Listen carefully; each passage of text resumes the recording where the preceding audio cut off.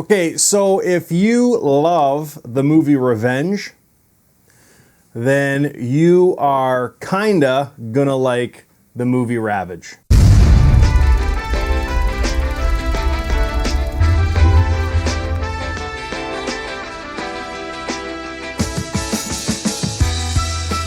Hey guys, welcome to Happywax TV. So got a review tonight called Ravage. I knew nothing about this movie. I didn't even know it was coming out, but it got dropped in my lap. And I thought, okay, what is this movie about? Well, it's a revenge flick. And I'll tell you right off the hop, when I see these movies, a lot of times I just don't watch them because no matter what you do to them, they're all the same. They are all the same. Woman usually goes out to have a good time, or she's doing something, whatever, and she gets attacked by a bunch of asshole guys. She survives after they think that she's dead, and then she comes back and she kills them. I mean, it worked for so many movies. I Spit on Your Grave and so many other, and even the movie Revenge, okay, which I talked about earlier, which was a fantastic movie, okay, and then but this one is no different. It's basically okay, so here, let me get through the meat here first, and then I'll talk about it. So it's written and directed by Teddy Grennan, and I mean, it's Bruce Dern is in it, who is fantastic in anything he's in, even though he's only in it for like maybe 5 minutes, but his scene is pretty cool. But the main star is Annabelle Dexter-Jones, who plays Harper Sykes, who is a nature photographer. And basically, and then also, Robert Longstreet, who plays Ravager. He's kind of like the head hillbilly guy. But basically, she is out in the Wachatoomee Valley, okay, doing some nature photography or whatever. And she happens across these, I don't know what they are, like the inbred fucking, not inbred, but you know, the hillbilly redneck fucktards, and they've got this guy strung up and they're whipping him to pieces, like literally whipping him, and his body's falling apart. And she sees this, she photographs it, and then she takes off and she tries to get away in her pickup truck. And then again, you know, like in any revenge flick, they capture her, bring her back to the farm, torture her, rape her, you know, and then leave her for dead. But she escapes, and then, you know, as she escapes, she starts killing them on her way out.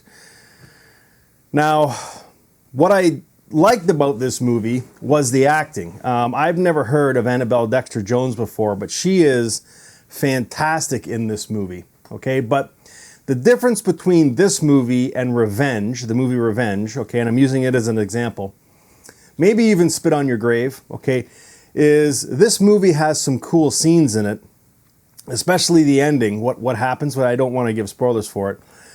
But it just doesn't seem to go over the top, right? When I watch these movies, I want to see over the top. I want to see these assholes get mutilated, you know, just cut to fucking shreds, whatever. You know what I mean? And it's just not in this movie, and I wish it was, and that's what brings it down. Like, the acting is great. The pacing is fantastic. It's only 1 hour and 17 minutes. You know, again, the story is a little different, but at the end of the day, it's nothing new. I mean, it's been done 100 times.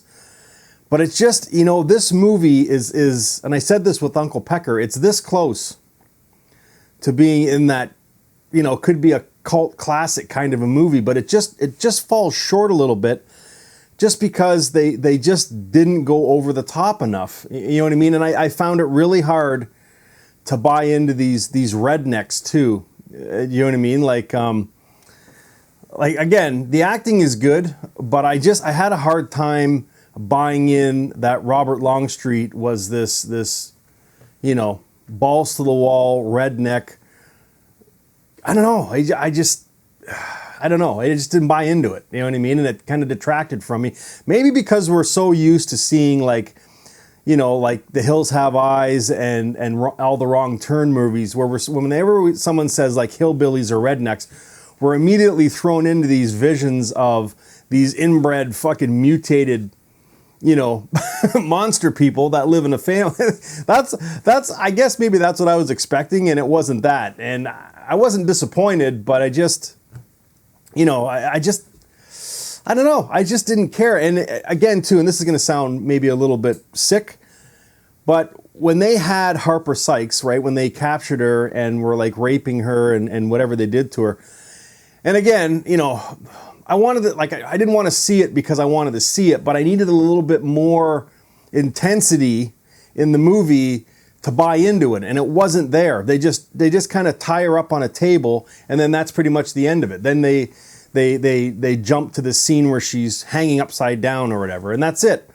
We don't get to see what actually happens to her. Not that we need to, but even just like a little bit, just so we can care more about her character when she goes after these guys. And you know what I mean? And it just wasn't there. And then when she is killing these guys or goes after them when she's trying to escape, like it's not bloody and gory enough. You know what I mean? For this style of movie. And it just didn't go over the top. And I don't know if it was because of lack of budget, but I have a hard time believing that, though, because again, I don't want to give spoilers, but if you see the end of this movie, which is pretty cool, actually, you know what I mean? Like, they had a budget, okay, of some sort, and then they could have amped up the kills a little bit more. Like even in Becky, the movie Becky, that movie was pretty cool. And what made it cool is when she's killing those fucking guys that went after her family, it shows it. Like there's a scene where there's a boat motor ripping this guy apart in the water, but there's nothing like that in here really. Like there's a decapitation and stuff, but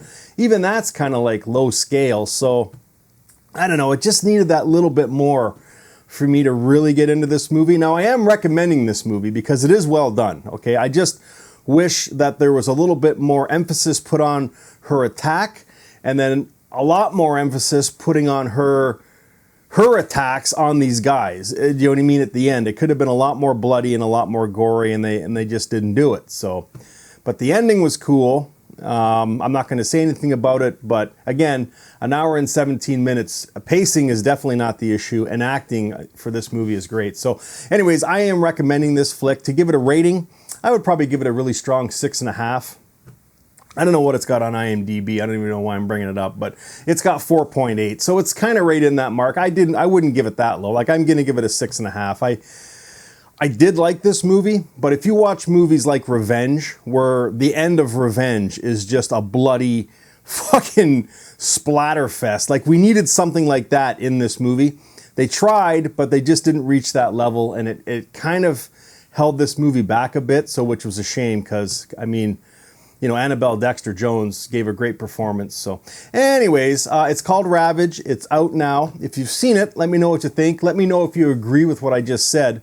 Do you need to see, are we at this point in our lives with horror movies and stuff where we need to see that little bit extra more just to kind of get us more involved in the movie? I know I am, but I mean, I've been watching movies for 40 plus years, horror movies, and I kind of need that. I'm a little, numb to it now, so I need a little bit more to put me over to the edge to get more invested. So, but anyways, let me know if you agree with what I said. If you've seen it, obviously chime in. If you haven't, go rent it, come back. Let me know what you think, guys. And as always, stay scared.